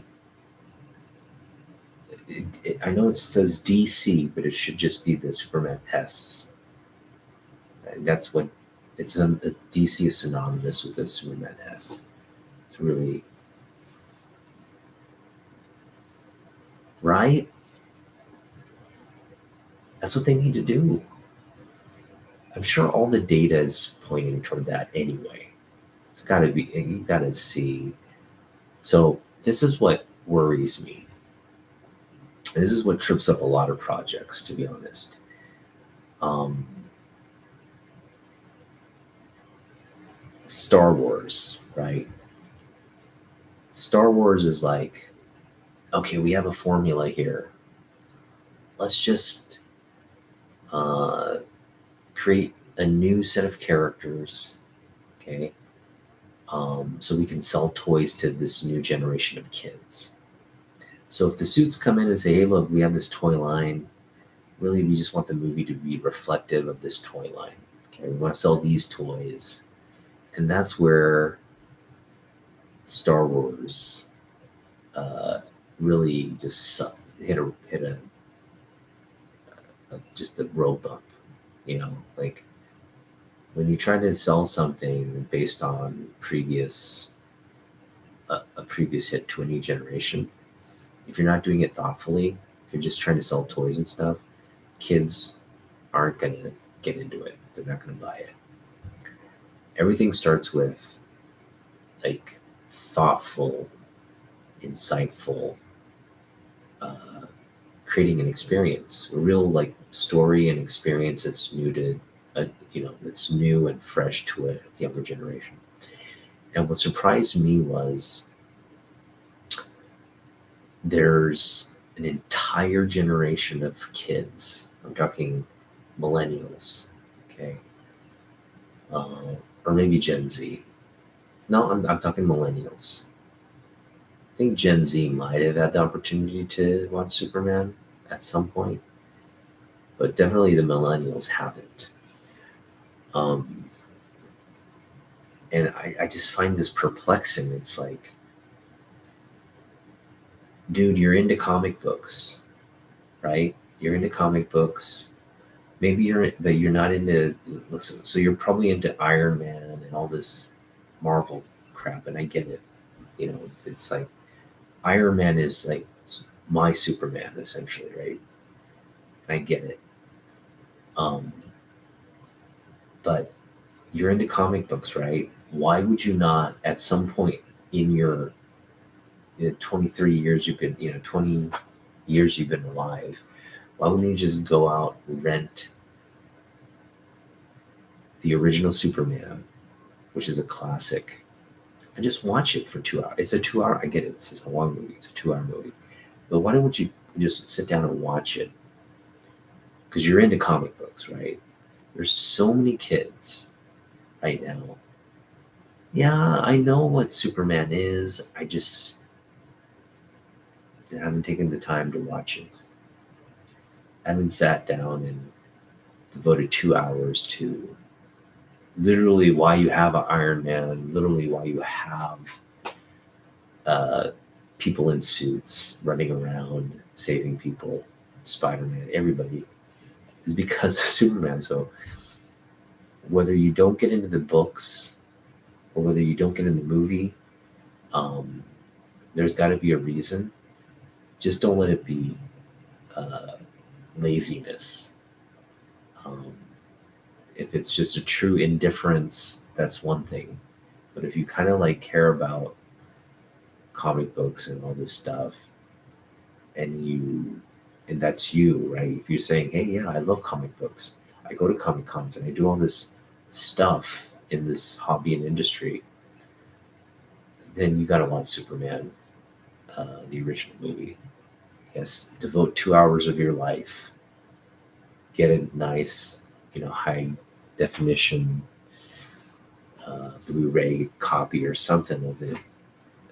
Don't watch it on VHS. Get a nice, remastered version with the soundtrack and everything, and watch it. And you're gonna probably think, yeah, I mean, it starts off pretty janky in terms of the special effects. Okay, and if the first couple of minutes turns you off to a movie like that, then you don't deserve to experience the magic of that movie.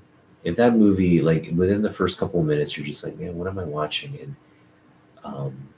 if you're to give up on it in the first 3, 4 minutes, 5 minutes, 10 minutes, 15 minutes even of that movie, you don't deserve to watch that movie. Okay. So let you, yeah, dig your own grave, basically, because that movie, it starts off very slow. It has one of the longest sort of like, you know, opening credit scenes, just janky opening credit scenes. But man, it all builds up.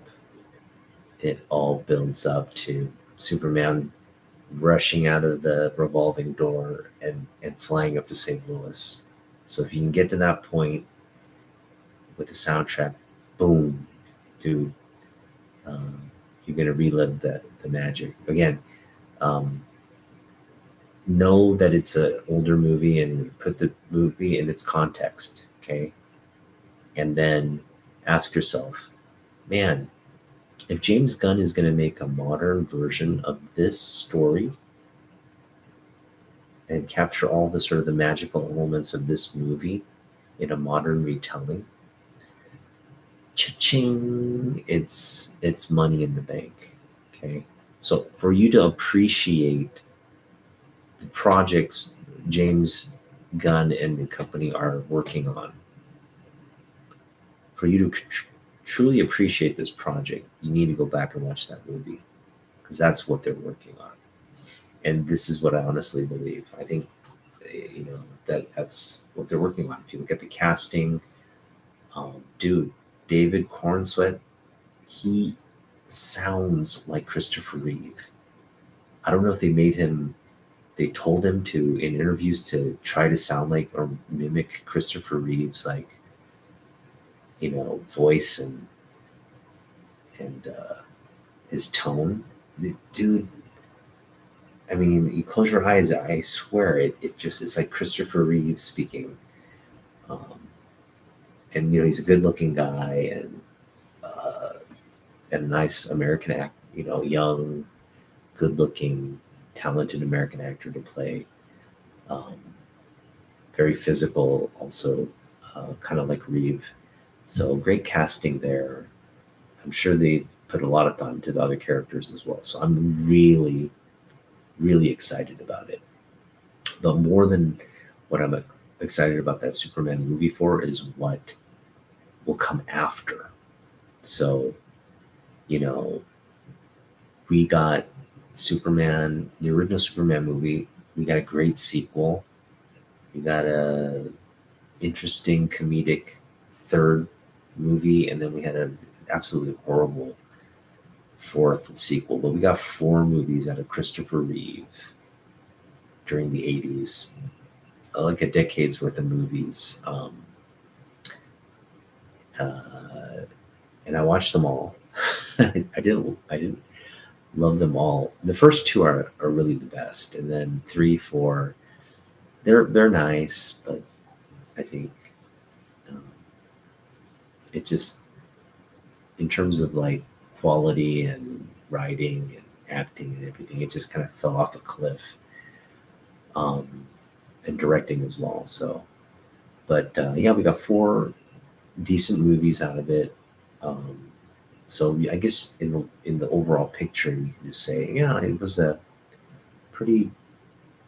It was a at its run in terms of franchise marketability and value.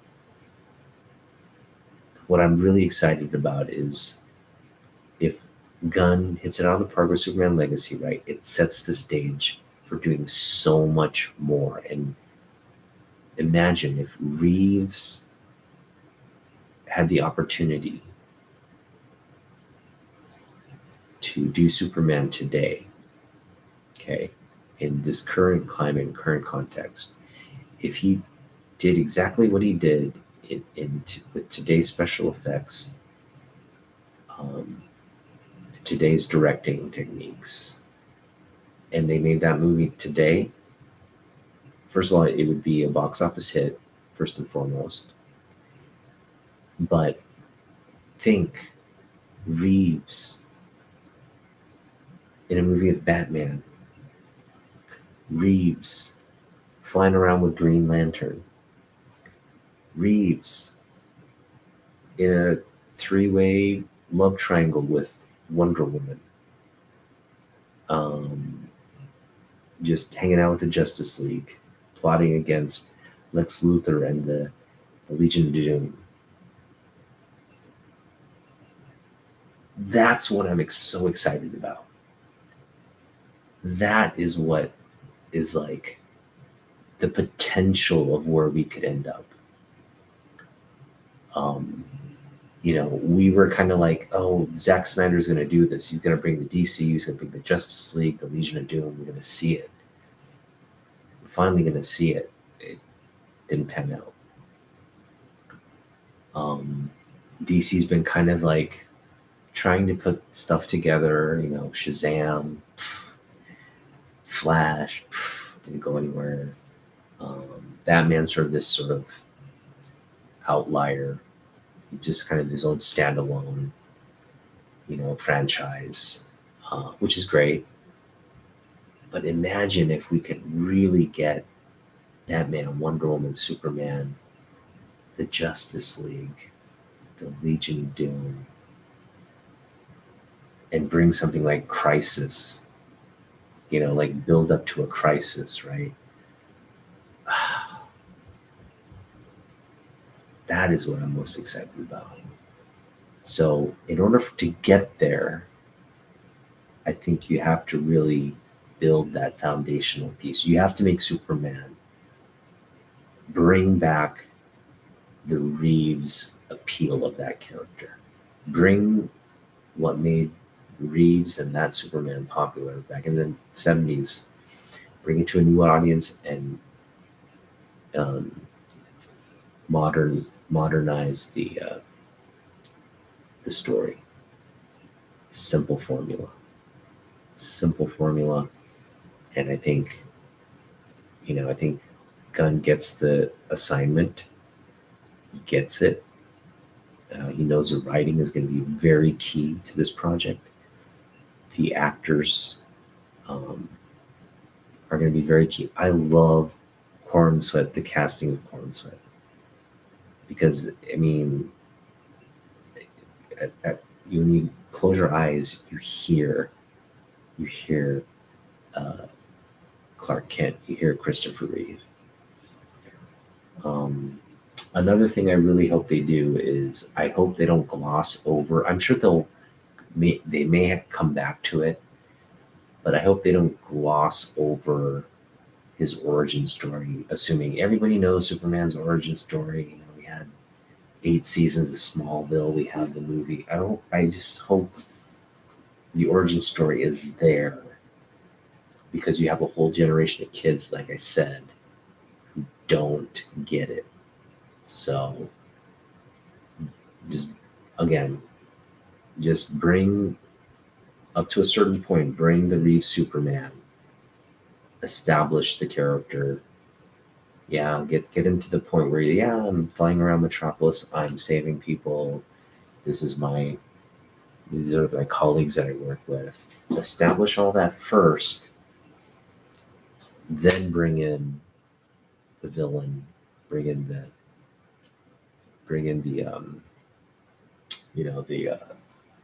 the drama, bring in the point of conflict. and we're good. Okay, and we're good. Now, I'm hearing that the villain will not be Lex Luthor. Luthor will be introduced, but he won't be the main villain until later. So I'm very curious as to, and I think they have to bring in Kara Zor-El as well. They have to bring in Supergirl. It doesn't have to be this movie, okay? But at some point, you want to bring in Kara, uh, the Kandorians. Um, you want to bring in uh, that element of the comics as well, which they didn't do in Superman. I think um, it might have been a stretch for audiences to know there's like a city and a miniaturized city with miniaturized little Kryptonians and all that. It might have been just too much for people to handle back then. But I think in today's uh, in this storytelling environment, it's not a big lift. And again, I'm just curious. I don't think they would bring a character like Doomsday or anything of that nature. If they do something like that, that's just being very aggressive and almost too. The acceleration is too quick. Um, I think what would make a good villain that could eventually bring you to the Kandorians and Supergirl is Brainiac. Okay, so Brainiac might be a good, because again, you could establish a lot with Brainiac. Um, but even Brainiac feels like it's moving too fast. I think Brainiac would be a good second or villain, and maybe in the climactic third movie. So like kind of building like a sort of lower level, you know, villain, then work its way to Luthor, maybe some key Legion of Doom characters, um, and then work its way up to Brainiac. But whatever way, I think we'll see, Guy Gardner's in it. So we're going to see some DCU characters in this. How far that goes remains to be seen, but there's a lot they can do, and there's a lot of things they can introduce, a lot of characters they can introduce. So again, I think going back, that introduced Supergirl. I don't think you necessarily have to introduce crypto or any of that stuff. If they do that, that'll be cool and funny, but we'll see. And yeah, they definitely need to make more DC. This is why I think we all want to see DC succeed. Is there's such a great universe there, so many great characters there. Um, and I don't know, maybe it's my own bias, but I really think that DC's better than Marvel's characters. Um, Although I do love Marvel characters, don't get me wrong, I love Spider Man, I love X Men, but I think in terms of like, you know, the universe and the worlds and all the things they created, DC's just uh, can't beat it in terms of the stories. Um, but yeah, like you know, uh, we need to see Supergirl. We need to see Lex Luthor. We need to see Brainiac at some point. Uh, Bizarro. Bizarro would be great. I don't think you could. If you're going to bring Mr. Mitzelplick, it'd be a Mitzelplick would be hard to bring to the big screen. It's one of those like goofy stories. I just don't think audiences would buy. And that's the thing with crypto too. You don't who wants to see a freaking flying dog with a cape and a collar? And it just doesn't. I mean, it's great. Like you'll never see Batmite, right? Like there's all the speculation. Oh, they're gonna bring Batmite, but no, they're not gonna bring Batmite to freaking movies. Like it just doesn't make sense. So things like crypto, things like you know, um, Bizarro. Well, Bizarro, I think you could do things like Mr. Mxyzptlk. These things just don't translate well from comics to movies. But James Gunn has already said he wants to see the Giffen DeMatteis Justice League, right? So I think that's what we're going to see. We're going to see a Giffen DeMatteis. We're going to see essentially Superman built around. Where is it? Here it is. Superman built around this universe right here, right? With like Blue Beetle, Metamorpho, Dr. Fate. We already know what's his face is coming.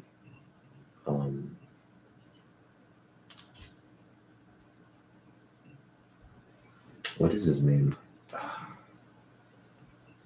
My brain is broken. But yeah, we already know like a lot of these characters are just like have either been announced or there's like plans in the works to introduce them. But I mean, we're going to get some version of this Justice League, right? That's what we're going to get. So I'm very excited about that. And again, everything works if you have a strong foundational character like Superman, and you've already established his backstory, the characters around his, individual satellite, and then you have room to introduce all those other set pieces. But you got to have Batman. At the end of the day, you got to have Batman, Superman, Wonder Woman, and all the central characters around their individual universes, and then you can bring in all the sort of the Suicide Squad type characters, the kind of the goofy. Again, that run really highlights the possibilities there. All right, well, that's all I got for you guys. Thanks for hanging out. We'll just see. It's fun, kind of like talking about these movie projects. Not a lot of details have been. The other thing that they haven't revealed yet is whether Superman will wear. So okay, there's two designs of the S first of all that they have to design. So are they going to do the red and black S, or are they going to do the classic red and yellow S? My money, and so that's one thing they're debating about. The other aspect of the design of the suit is the red pants or no pants, or like just blue, like no pants essentially, right? So again, the red underwear or no red underwear, essentially what we're looking at. And if you ask me, I think I should be an advisor on this film, honestly. I think I should be the main advisor. So James Gunn, if you're watching and you're listening to, I'm going to put out a lot of these videos and I'm going to tag or try to get your attention, but maybe I'll comment on one of your Superman posts. But if you're listening, red underpants, yellow, red, classic S. Okay. Don't go black, red. You can do that at some other point, but when you're introducing this new universes, which you're essentially doing, let's stick to basics, okay? Keep it simple.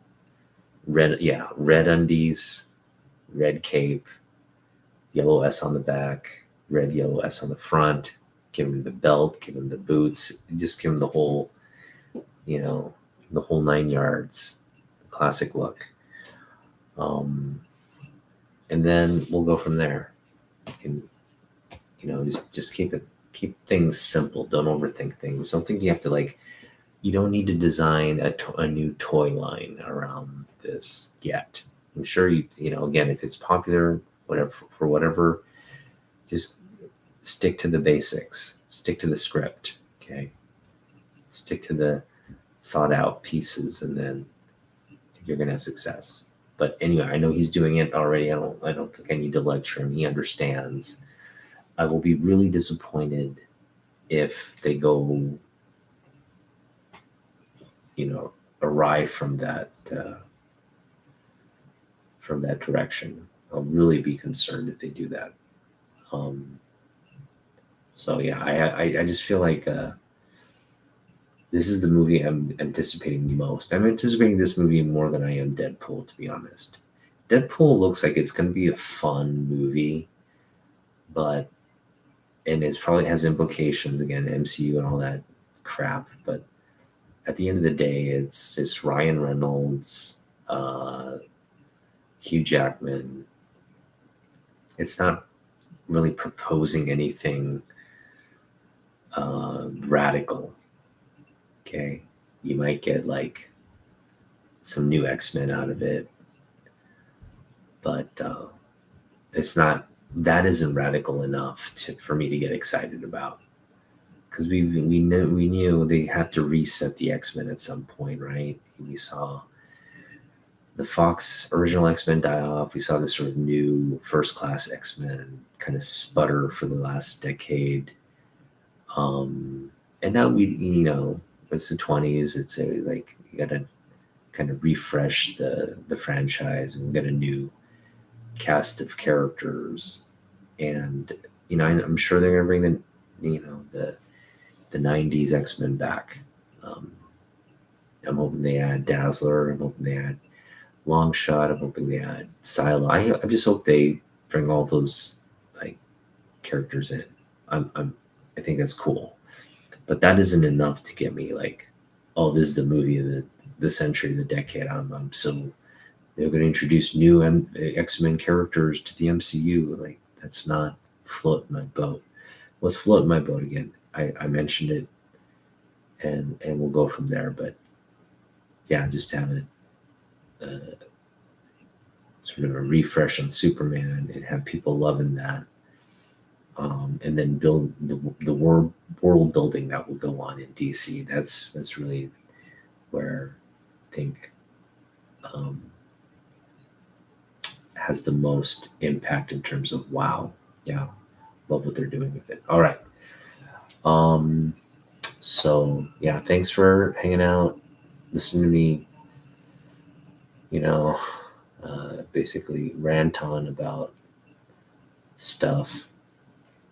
And that's what we do here. We just, things that we care about in this industry, we're just going to rant on about them. So if you love Superman like I do, you love DC stuff, and you're down for speculating on that, that's cool. I'm not going to rant and speculate on anything else, really.